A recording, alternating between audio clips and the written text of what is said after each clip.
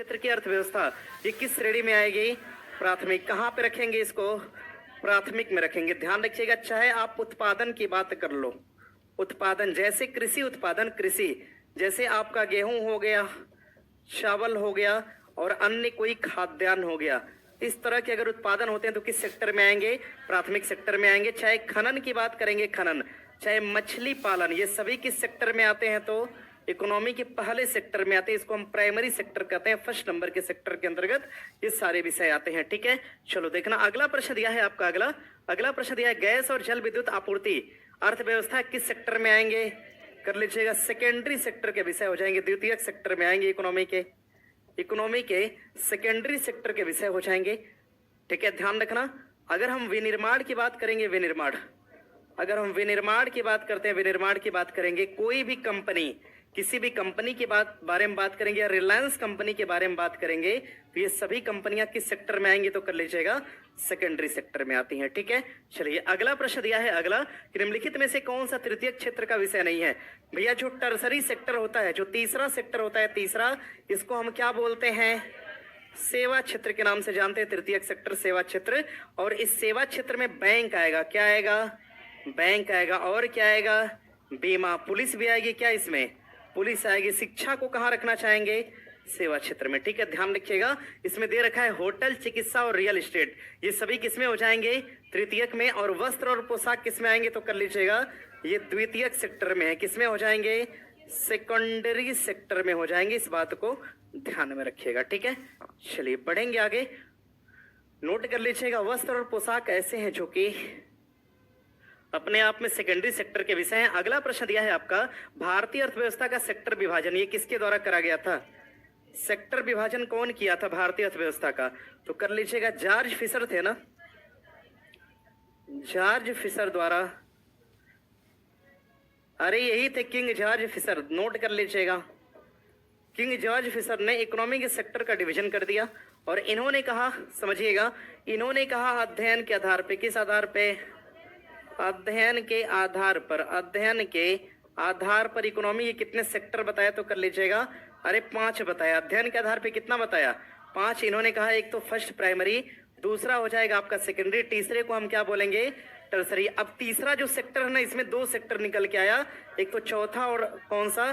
5वां। ध्यान रखना, 3 तो सेक्टर बताया और 2 क्या बताया? तो उप सेक्टर बताया। ठीक है ना, ध्यान रखिएगा। आगे बढ़िएगा। आगे अगला प्रश्न दिया है, सरकारी हस्तक्षेप की नीति को अपनाने का समर्थन अर्थव्यवस्था के किस स्वरूप में दिया गया? समझिएगा, दिया है सरकारी हस्तक्षेप, यानी सरकार इसमें पार्टिसिपेट न करे। भैया अगर सरकार किसी इकोनॉमी के सेक्टर में ना आए तो सेक्टर कैसा हो जाएगा? प्राइवेट हो जाएगा। कैसा होगा? प्राइवेट। और प्राइवेट व्यवस्था को हम क्या बोलते हैं?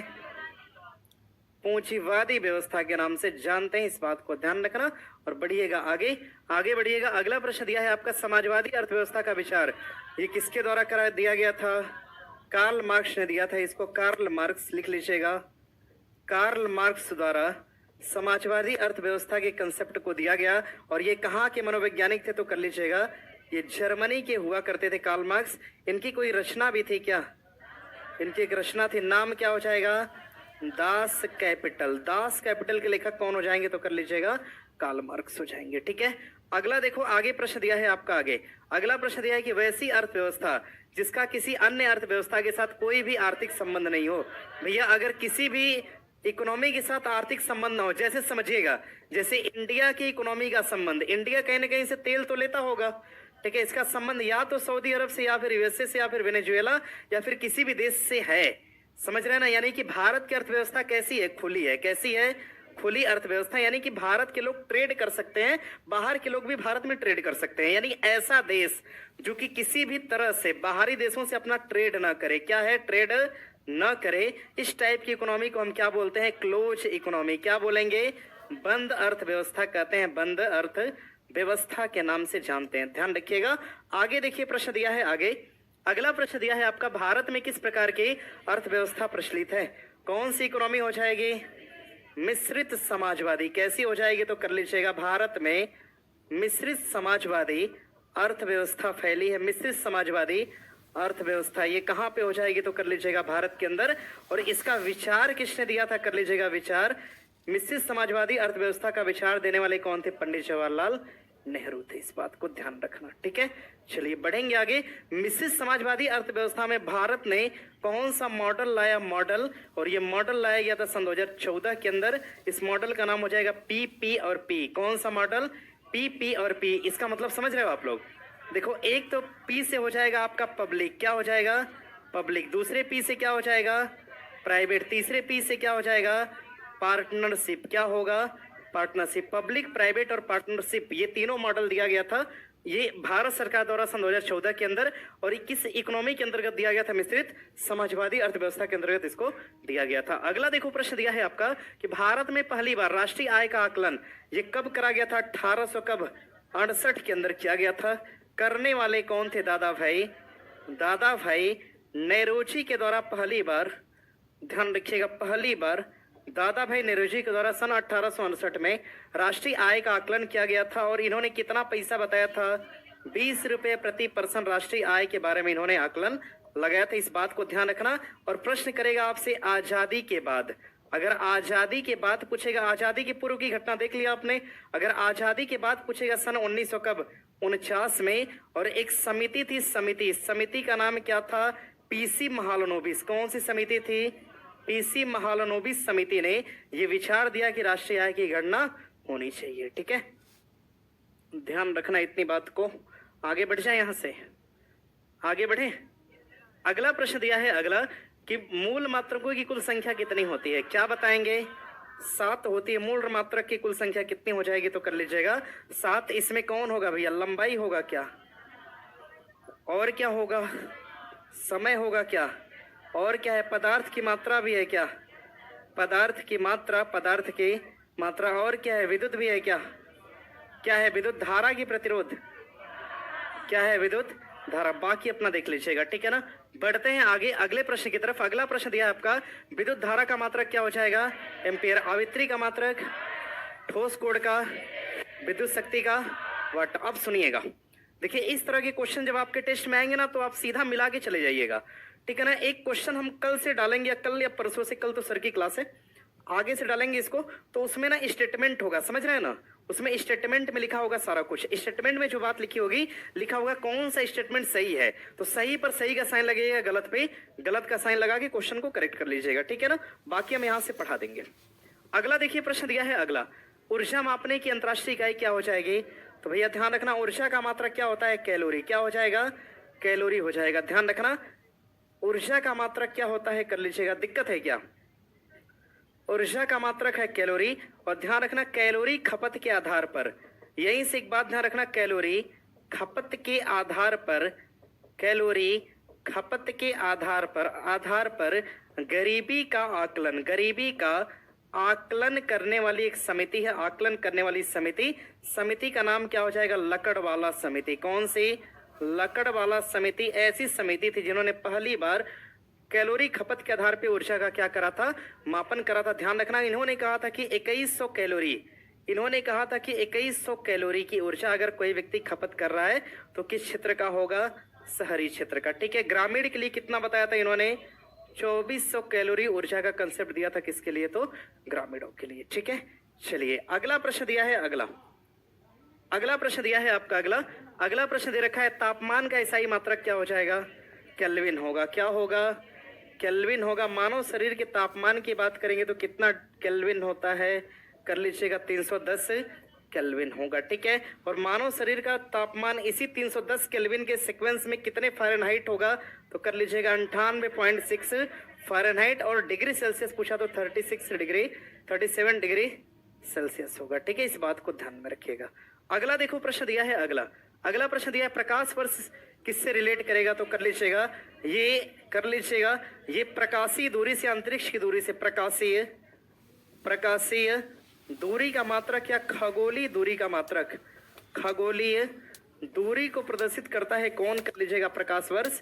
और प्रकाश वर्ष की जो लेंथ होती है, जो लंबाई होती है, एक प्रकाश वर्ष बराबर 1 लाइट ईयर पूछेगा। एक प्रकाश वर्ष किसके बराबर होता है? 9.46 इंटू 10 के पावर 12 क्या है? किलोमीटर, ठीक है।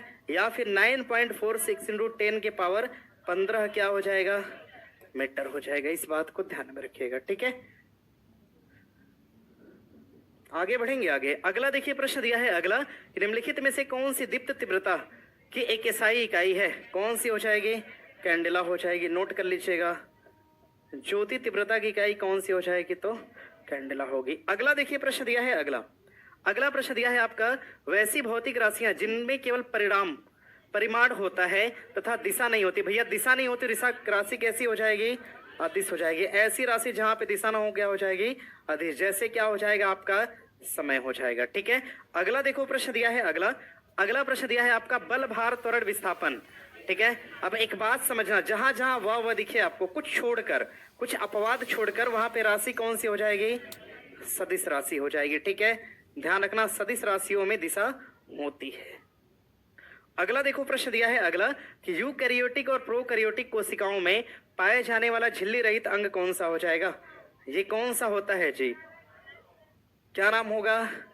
राइबोसोम होगा, नोट करिएगा। इसका नाम क्या हो जाएगा? तो कर लीजिएगा राइबोसोम। और प्रश्न करेगा प्रोटीन का संश्लेषण, प्रोटीन का संश्लेषण कौन करता है? तो कर लीजिएगा राइबोसोम करेगा, ठीक है। इतनी बातों को ध्यान में रखना। अगला देखो प्रश्न दिया है अगला प्रश्न दिया है आपका, कोशिका को सर्वप्रथम देखने वाले व्यक्ति कौन थे? कर लीजिएगा। कौन देखा था?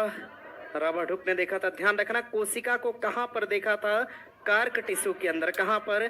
कार्क टिश्यू के अंदर। लकड़ी का कांच था, इन्होंने उसमें कुछ रूम देखा और रूम को इन्होंने सेला कहा। क्या बोला? सेला। और उसी सेला शब्द से क्या निकल के आया? सेल निकल के आया। ध्यान रखिएगा। और जो रॉबर्ट हुक ने कोशिका ढूंढी थी, जीवित थी कि मृत कोशिका? पहली मृत कोशिका ढूंढने वाले कौन थे? कर लीजिएगा, ये रॉबर्ट हुक हुआ करते थे। ध्यान रखना। और बढ़ेंगे आगे। और पहली जीवित कोशिका की अगर बात कर दिया, पहली जीवित कोशिका को कौन ढूंढा था? कर लीजिएगा, लुवेनहॉक ने ढूंढा था। लुवेनहॉक पहली जीवित कोशिका की बात करेगा तो कौन हो जाएंगे? लुवेनहॉक हो जाएंगे, ठीक है। और कहां पे ढूंढा था? नाखून में ढूंढा था। कहां पर? अरे नहा रहे थे, नाखून में कुछ देखा उन्होंने, निकाला तो पता चला ये तो कोशिका है। समझ रहे हैं ना। अगला देखो प्रश्न दिया है अगला प्रश्न दिया है आपका, किसी कोशिका का केंद्र, किसी कोशिका का कौन सा कोशिकांग अपशिष्ट निपटान में मदद करता है? भैया समझिएगा, अपशिष्ट निपटान मतलब कब्रगाह। क्या हो जाएगा? कब्रगाह। किसी कोशिका की कब्रगाह कौन सी होती है? लाइसोसोम होती है। कौन सी होगी? लाइसोसोम। एक बात और ध्यान रखना, जो लाइसोसोम है इसकी खोज किसने करा था? इसको डिस्कवर करने वाले कौन थे? कर लीजिएगा, कौन ढूंढा था? डी डुबे साहब ने ढूंढा था। डी डुबे कर लीजिएगा। लाइसोसोम की खोज किसने करा था? कर लीजिएगा, डी डुबे ने करा था। आगे बढ़ेंगे। आगे अगला देखो प्रश्न दिया है आपका अगला प्रश्न दिया, निम्नलिखित में से कौन सा कोशिकांग कोशिका के सुसाइड बैग के रूप में कौन सा हो जाएगा? लाइसोसोम हो जाएगा। सेम क्वेश्चन है, थोड़ा सा तरीका बदल के पूछ रखा है आपका। लाइसोसोम, राइबोसोम के बारे में ध्यान रखिएगा। अगला देखो प्रश्न दिया है आपका कि प्राणी में सबसे लंबी कोशिका कौन सी है? तो ध्यान रखना, कौन सी कोशिका हो जाएगी? मस्तिष्क की कोशिका। मस्तिष्क की कोशिका एक प्राणी के अंदर सबसे लंबी कोशिका, सबसे अधिक लंबाई वाली कोशिका हो जाएगी आपकी मस्तिष्क की कोशिका। अरे इसको लिख लो ना, न्यूरोसेल। कौन सी है? न्यूरोसेल सबसे लंबी कोशिका होती है। मानव शरीर के अंदर सबसे लंबी कोशिका हो जाएगी मस्तिष्क की कोशिका, न्यूरोसेल। या फिर कुछ और कहना चाहोगे? तंत्रिका। लिख दिए, तंत्रिका कोशिका। कोई परेशानी किसी को? नहीं ना, नोट कर लीजिएगा। और भैया प्रश्न करेगा, देखो लंबी कोशिका तो पढ़ लिए, शरीर की सबसे छोटी कोशिका अगर पूछेगा आपसे, शरीर की सबसे छोटी कोशिका कौन सी हो जाएगी? सबसे छोटी कोशिका ये कौन सी हो जाएगी? तो क्या बताओगे आप? आरबीसी। कौन होगी? आरबीसी। मन में आ रहा था, दिमाग में चल रहा था ये, लिख लीजिएगा कौन सी हो जाएगी। तो कर लीजिएगा आरबीसी। सबसे छोटी कोशिका मानव शरीर की कौन सी? आरबीसी। और भैया प्रश्न करेगा, समझिएगा, प्रश्न करेगा आपसे पृथ्वी पर। कहां पर? पृथ्वी पर सबसे बड़ी कोशिका, पृथ्वी पर सबसे बड़ी कोशिका कौन सी हो जाएगी? शुतुरमुर्ग कांडा। क्या होगा? शुतुरमुर्ग कांडा। और हमारे पृथ्वी पर सबसे छोटी अगर पूछा, सबसे छोटी कोशिका कौन सी हो जाएगी? माइकोप्लाज्मा होगा। क्या हो जाएगा? माइकोप्लाज्मा हो जाएगा। इतनी बातों को ध्यान रखिएगा। सबसे छोटी पृथ्वी पर पूछा तो क्या बताओगे? माइकोप्लाज्म।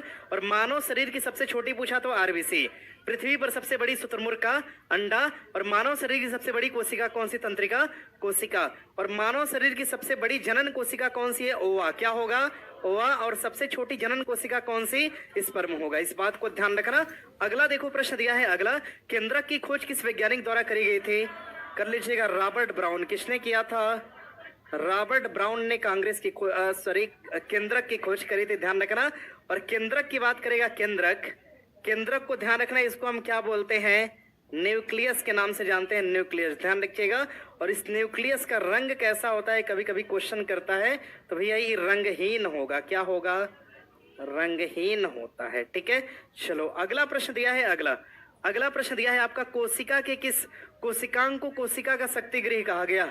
किसको कहा गया? माइटोकॉन्ड्रिया को कहा गया। माइटोकॉन्ड्रिया को कोशिका का शक्ति गृह कहा गया। और माइटोकॉन्ड्रिया की खोज करने वाले कौन थे? कर लीजिएगा अल्टमैन। कौन ढूंढा था? अल्टमैन ने माइटोकॉन्ड्रिया की खोज करी थी, ध्यान रखना। और माइटोकॉन्ड्रिया जो है इसको हम कोशिका के अंदर कोशिका क्या बोलते हैं? कोशिका के अंदर कोशिका के नाम से किसको जानेंगे? तो कर लीजिएगा माइटोकॉन्ड्रिया। हमारी कोशिका का वह भाग जो श्वसन करता है, ये कौन सी हो जाएगी? तो कर लीजिएगा माइटोकॉन्ड्रिया हो जाएगा, ठीक है। चलो अगला प्रश्न दिया है अगला प्रश्न दिया है आपका, कोशिका की सबसे बाहरी दीवार का नाम क्या हो जाएगा? क्या बताओगे भैया? समझना, नॉर्मली सेल के लिए पूछ रखा है। इसका सबसे बाहरी आवरण क्या हो जाएगा? तो कर लीजिएगा, देखो भैया सेल का जो सबसे बाहरी आवरण होता है, अगर ऐसे आपसे पूछ दिया ना, प्लांट पूछा है ना एनिमल पूछा है, तो सबसे बाहरी आवरण क्या हो जाएगा? सबसे आउटर लेयर जो है, आउटर लेयर, इसको हम क्या बोलते हैं? सेल मेम्ब्रेन कहेंगे। क्या बोलेंगे? सेल मेम्ब्रेन के नाम से जानते हैं, सेल मेम्ब्रेन। इसको हम कोशिका कला या फिर कोशिका झिल्ली के नाम से जानते हैं, ध्यान रखिएगा। कोशिका कला या फिर कोशिका झिल्ली कहते हैं, ठीक है, ध्यान रखना। देखो भैया अगर हम आउटर लेयर, अगर सेल मेम्ब्रेन बनाते हैं तो कोशिका किसकी हो जाएगी? एनिमल। किसकी कोशिका है? एनिमल की। अगर इसी कोशिका के ऊपर इसको हम यहाँ पे लाके इसके ऊपर एक मोटा सा ऐसे परत चढ़ा दें, तो ये अपने आप में क्या है? वाल है। क्या है? वाल। इसको हम क्या बोलते हैं? सेलवाल कहते हैं, सेलवाल। सेलवाल या फिर कोशिका भित्ति। ये कोशिका किसकी हो जाएगी? प्लांट की, पादप की। अगर प्रश्न करेगा आपसे पादप कोशिका का बाहरी आवरण क्या कहलाएगा? सेलवाल। और एनिमल कोशिका का आउटर लेयर क्या कहलाएगा? कोशिका झिल्ली कहलाएगा, ठीक है। चलो अगला प्रश्न दिया है अगला, कोशिका में वितरित होने वाली अणुओं के लिए प्राथमिक पैकेजिंग एरिया का काम कौन करता है? भैया कौन करेगा? गाल्जी काय करता है। पैकेजिंग पूछेगा तो कर लीजिएगा गाल्जी काय हो जाएगा, ठीक है। चलो बढ़ेंगे आगे। अगला प्रश्न दिया है अगला प्रश्न दिया है आपका अगला, सर्वप्रथम जीवित कोशिका का अवलोकन किसने करा था? लुवेनहॉक ने किया था, ध्यान रखना। लुवेनहॉक द्वारा सर्वप्रथम जीवित कोशिका की खोज करी गई थी। अब भैया लुवेनहॉक से प्रश्न करेगा ना, समझिएगा आरबीसी की खोज। आरबीसी की खोज पूछेगा किसने करा था? लुवेनहॉक ने। प्रश्न करेगा आपसे स्पर्म की खोज। स्पर्म की खोज किसने करा था? कर लीजिएगा, ये खोज भी करने वाले कौन थे? कर लेना लुवेनहॉक। और भैया प्रश्न करेगा आपसे माइकोप्लाज्मा। किसके? माइकोप्लाज्मा की खोज किसने करी थी? कर लीजिएगा लुवेनहॉक ने करा था। हाँ, प्रोटोजोआ की खोज किसने करा था? कर लीजिएगा लुवेनहॉक ने करा था, ठीक है। देखिए दो चीजें हैं, समझिएगा ना, या तो हम आप लोग को ज्यादा पढ़ा पाएंगे या तो हम आप लोग को स्लो पढ़ा पाएंगे, ठीक है। दोनों में से दो ऑप्शन, दोनों एक साथ नहीं हो सकता, पॉसिबल नहीं है किसी भी तरह से। अगला देखिए प्रश्न दिया है आपका कि वैज्ञानिक हक्सले ने जीवन का भौतिक आधार किसको बताया? भैया ध्यान रखना, जीवन का भौतिक आधार क्या हो जाएगा? जीव द्रव्य हो जाएगा, जीव द्रव्य, ध्यान रखना।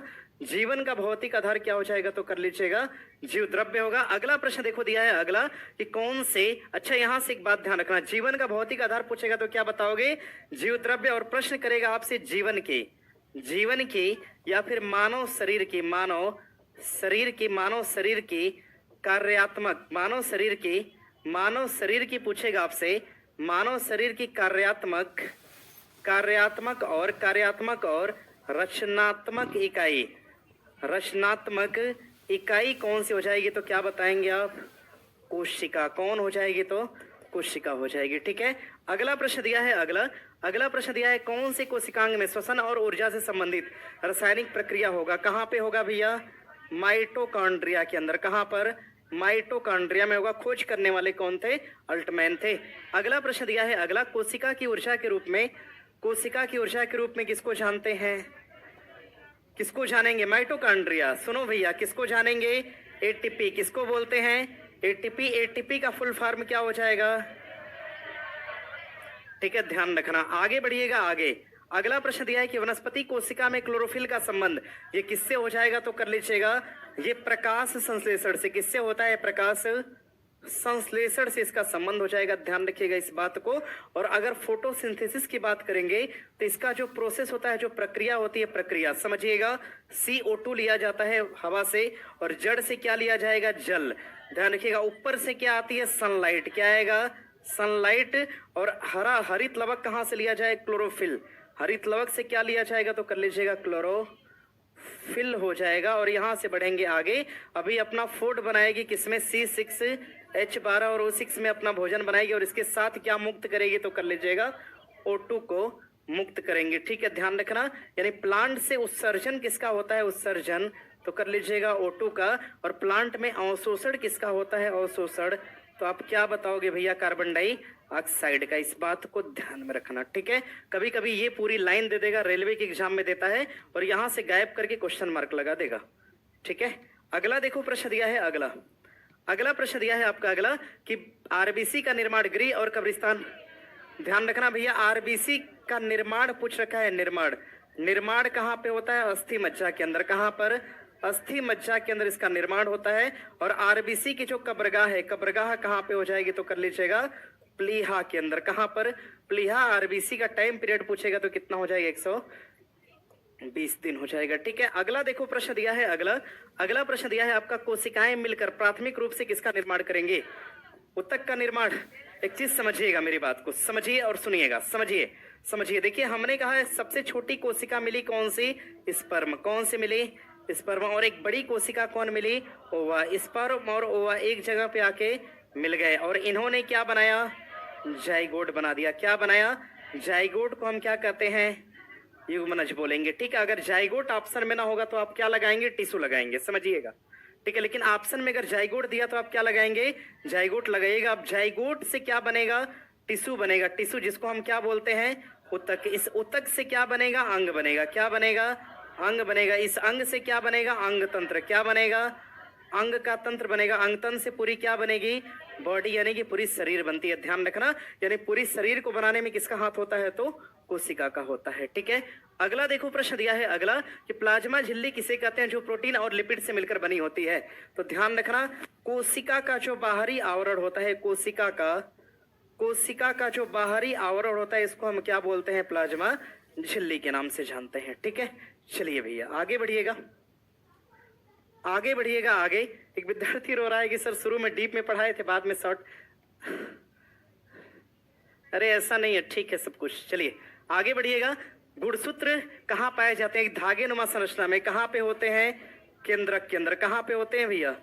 केंद्रक में होते हैं गुणसूत्र। दरअसल समझिएगा ना, बात कुछ ऐसी है, समझिए। देखिए, ये हो गया आपका कोशिका। कोशिका के अंदर क्या है? केंद्रक। जब आप केंद्रक में जाएंगे ना तो इसमें लिक्विड तो भरा होगा, परंतु एक धागे नुमा ऐसी संरचना होती है। इस संरचना को हम क्या बोलते हैं? क्रोमेटीन कहते हैं। क्या बोलेंगे? क्रोमेटीन। अब इस क्रोमेटीन में ऐसा धागा जो कैसा होगा? डबल होगा। ये धागा क्या कहलाएगा? डीएनए कहलाएगा। और इसी क्रोमेटीन से निकालेंगे ऐसा धागा जो सिंगल होगा, क्या कहलाएगा? आरएनए कहलाएगा। इस बात को ध्यान रखना, यानी डीएनए कैसा होता है? डबल हेलिक्स, और आरएनए कैसा होता है? Single helix. डीएनए और आरएनए दोनों कहाँ पाए जाएंगे? क्रोमेटीन। और क्रोमेटीन कहाँ पे है? केंद्रक के अंदर। ध्यान रखना, और इसी केंद्रक के, इसी डीएनए के ऊपर क्या लगे होते हैं? जिन चिपके होते हैं, और इन्हीं जिनों पर क्या होता है? गुणसूत्र। क्या होता है? गुणसूत्र होता है। एक तरह से कहोगे गुणसूत्र कहाँ पे होते हैं तो कहाँ बताओगे? केंद्रक के अंदर होते हैं। ठीक है, चलो भैया आगे बढ़ जाए। अगला देखो प्रश्न दिया है अगला कि मनुष्य में कोशिका विभाजन मुख्यतः कितने प्रकार से? 2 प्रकार से। कितने प्रकार से? 2 प्रकार। एक तो समसूत्री होता है। कैसा होता है? समसूत्री। दूसरा होता है आपका अर्धसूत्री होता है। ठीक है, ध्यान रखना इसको। अरे कोशिका का विभाजन बहुत सारे प्रकार से होता है जी, ठीक है ना। फिलहाल आप यहाँ जानिए, आगे बढ़ेंगे आगे। अगला देखो प्रश्न दिया है, अगला प्रश्न दिया है आपका, गुणसूत्र शब्द ये किस वैज्ञानिक द्वारा दिया गया था? कौन दिया था? वॉल्टेयर ने गुणसूत्र शब्द को दिया था। ध्यान रखना, गुणसूत्रों की संख्या अगर पूछेगा आपसे, संख्या कितनी बताएंगे भैया? गुणसूत्र कितने होते हैं? 23 जोड़ी। और अगर संख्या पूछ दिया, संख्या कितनी होती है? 46। कितनी संख्या होती है? 46। इस बात को ध्यान रखना। गुणसूत्र कितने टाइप के होते हैं? तो 2। एक को हम बोलते हैं ऑटोसोम, क्या बोलेंगे? ऑटोसोम। दूसरे कौन से होते हैं? आलोसोम। दूसरे को हम क्या बोलेंगे? आलोसोम। समझिए, गुणसूत्र 2 तरह के, कुछ तो अपने आप माता पिता से बेटे में जाते हैं, और कुछ, ठीक है ना, कुछ माता से आएंगे और कुछ कहां से आएंगे? पिता से। समझिएगा, ऐसे गुणसूत्र जो स्वतः चले जाएं, इनकी संख्या 22 जोड़ी। कितनी होती है? 22 जोड़ी। यानी संख्या में कितने हो जाएंगे? 44। बाकी बचे कितने गुणसूत्र? 2 बचे। ये दोनों क्या कहलाएंगे? तो आलोसोम। क्या कहलाते हैं? आलोसोम कहलाएंगे। आलोसोम गुणसूत्रों की संख्या कितनी होती है? 2। और कितने जोड़ी पूछ देगा तो क्या बताओगे? 1 जोड़ी। कै जोड़ी? 1 जोड़ी। ध्यान रखना, अगर हम मेल की बात करेंगे और फीमेल की, तो फीमेल में जो गुणसूत्र होते हैं क्या होते हैं? एक्स और एक्स। और मेल के अंदर क्या होते हैं? एक्स और वाई होते हैं। ध्यान रखना। अब देखो, जब एक बेबी का जन्म होता है तो उसमें 22 44 तो अपने आप चले जाएंगे। अब एक गुणसूत्र या तो पिता से आएगा या फिर किससे? माता से। अगर माता से मान लो कौन सा गुणसूत्र आया? एक्स। और पिता से कौन आ गया? वाई। अब यहाँ से न्यू बॉर्न बेबी क्या हो जाएगा? बॉय होगा। ठीक है। और अगर माता से एक्स है और पिता से भी एक्स आ गया तो न्यू बॉर्न बेबी क्या हो जाएगा? गर्ल बेबी होगा। इस बात को ध्यान रखना, ये गुणसूत्र का फार्मूला। और यहां से हम बढ़ेंगे आगे। नोट कर लीजिएगा, खोज करने वाले कौन थे? वॉल्टेयर थे। अगला देखो प्रश्न दिया है, अगला प्रश्न है, पादप कोशिका का सबसे बाहरी आवरण निम्नलिखित में से क्या कहलाएगा? भैया प्लांट की सेल है, बाहरी आवरण का नाम पूछ रहा है, क्या कहलाएगा? सेलवाल बोलते हैं, सेलवाल, जिसको हम कोशिका भित्ति भी कहते हैं। क्या बोलेंगे इसको? कोशिका भित्ति के नाम से जानते हैं, सेलवाल के नाम से इसको जानते हैं। और पादप की कोशिका भित्ति किसकी बनी होती है? सेलुलोज की। किसकी बनी होती है? सेलुलोज की बनी होती है। जटाटवी गलत जल प्रवाह डबल हेलिक्स प्रारूप को पहली बार किस वैज्ञानिक ने दिया था? कौन दिया था? वाटसन और क्रिक ने। लिख लीजिएगा, वाटसन और क्रिक द्वारा डबल हेलिक्स मॉडल दिया गया था। और डीएनए की खोज किसने करा था? खोज पूछेगा तो कर लीजिएगा फ्रेडरिक मिसर ने। कौन किया था? फ्रेडरिक मिसर द्वारा डीएनए की क्या करी गई थी? खोज करी गई थी। ठीक है, चलिए आगे बढ़ेंगे आगे। अगला प्रश्न दिया है आपका, कोशिका की क्रियात्मक गतिविधियां ये किसके द्वारा नियंत्रित होती है? कर लीजिएगा केंद्रक द्वारा। कौन नियंत्रित करेगा? केंद्रक द्वारा कोशिका की गतिविधि क्या होती है? नियंत्रित होती है। ध्यान रखना। और यहां से बढ़ेंगे आगे। एक बात और ध्यान रखो भैया, अगर सेल के बारे में ध्यान रखना, सेल के बारे में देखो, इस सेल का जो बाहरी हिस्सा कहलाता है ये सेल का आवरण है। और इस पे अगर हम पतली सी ऐसे रेखा खींच दें, ऐसे पतली सी झिल्ली चढ़ा दें, तो इसको हम क्या बोलते हैं? कोशिका कला। क्या बोलेंगे इसको? हम कोशिका कला कहते हैं। क्या बोलते हैं? कोशिका कला। अब ध्यान रखना, अगर इसके ऊपर हम मोटा सा आवरण ऐसे चढ़ा दें तो इस आवरण को हम क्या बोलेंगे? कर लीजिएगा, आवरण को हम क्या बोलेंगे? कोशिका भित्ति। क्या कहते हैं इसको? कोशिका भित्ति या दीवार के नाम से, क्योंकि ये हार्ड होता है, कड़ा होता है। ठीक है, अब समझना भैया, समझना। तो देखो, इसके अंदर लिक्विड भरा होगा, इस कोशिका के अंदर भरा होता है, यहाँ पे लिक्विड भरा होगा, जो लिक्विड केंद्रक को छोड़कर केवल कोशिका में होता है। इस लिक्विड को हम क्या बोलते हैं? इसको हम कोशिका द्रव कहते हैं। क्या बोलेंगे इसको?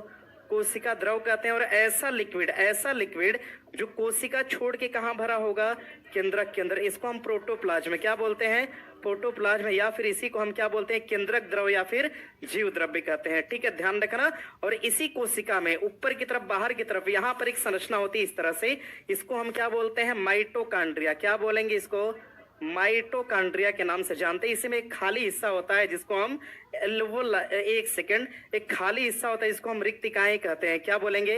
रिक्तिकाएं। अब केंद्रक के अंदर जाएंगे तो धागा होगा, धागे का नाम हमने बताया था क्या होता है? क्रोमेटिन। क्रोमेटिन में डीएनए होगा और क्या होगा? आरएनए। ये पूरी कोशिका का फिगर मैंने बना दिया। ठीक है, चलो बढ़ेंगे आगे। अगला देखो प्रश्न दिया है, अगला, 2 या 2 से अधिक शुद्ध पदार्थ की मात्रा, ध्यान रखना, शुद्ध पदार्थ मात्रा के विचार से एक निश्चित अनुपात के संयोग में। भैया अगर निश्चित अनुपात में मिलेगा तो क्या कहलाएगा? यौगिक बनाएंगे, यौगिक। और अनुपात अनिश्चित होगा तो क्या बनेगा? मिश्रण बन जाएगा। ठीक है ना। अगर बिना मापे चीनी और ऐसे रस घोर दे, ठीक है, तो क्या हो जाएगा? मिश्रण होगा। ठीक है, अगला प्रश्न दिया है, ऐसे तत्व जिनमें धातु और अधातु दोनों के गुण पाए जाएंगे उसे हम क्या बोलते हैं? अरे उपधातु बोलेंगे। क्या बोलते हैं? उपधातु। अगला प्रश्न दिया है आपका अगला कि कौन सा पदार्थ प्रकृति में तीनों अवस्था में होता है? वाटर। क्या होगा? पानी प्रकृति में तीनों अवस्था में पाया जाता है। ठीक है, बिना होमवर्क लिखे क्लास से जाइएगा मत। ठीक है, बिना होमवर्क लिखे क्लास से नहीं जाना है, समझ के जाइए। ठीक है ना, बिना होमवर्क लिखे। देखिए डिसिप्लिन बना के रखेंगे, टीचर ढंग से पढ़ाएगा, समझ रहे हैं ना। 5 मिनट होमवर्क लिखे, उसके बाद ही निकलना है क्लास से। ठीक है, बिना होमवर्क लिखे क्लास से एकदम बहुत बुरी आदत है आप लोग की। क्लास जैसे ही खत्म होती तुरंत निकलना शुरू। अरे होमवर्क पढ़ के तो जाओ लास्ट टाइम, वैसे भी भीड़ का सामना आपको करना ही पड़ेगा, चाहे कितना हूं, अब जल्दी जाओगे, समझिएगा। अगला प्रश्न है आपका, पदार्थ की चौथी अवस्था कौन सी? प्लाज्मा। भैया ध्यान रखना, ठोस के बाद क्या है? द्रव। द्रव के बाद क्या है? गैस। गैस के बाद क्या है? प्लाज्मा। प्लाज्मा के बाद क्या हो जाएगा आपका? बोस-आइंस्टीन कंडेंसेशन हो जाएगा। ठीक है, ध्यान रखना, होमवर्क नोट करिए तुरंत से, होमवर्क लिखिएगा। होमवर्क करंट अफेयर ना, current affairs, current affairs, current affairs का होमवर्क लिखिएगा। देखिए मेहनत करेंगे ना, टीचर आपको यहां से बहुत अच्छा रिटर्न देगा। विद्यार्थी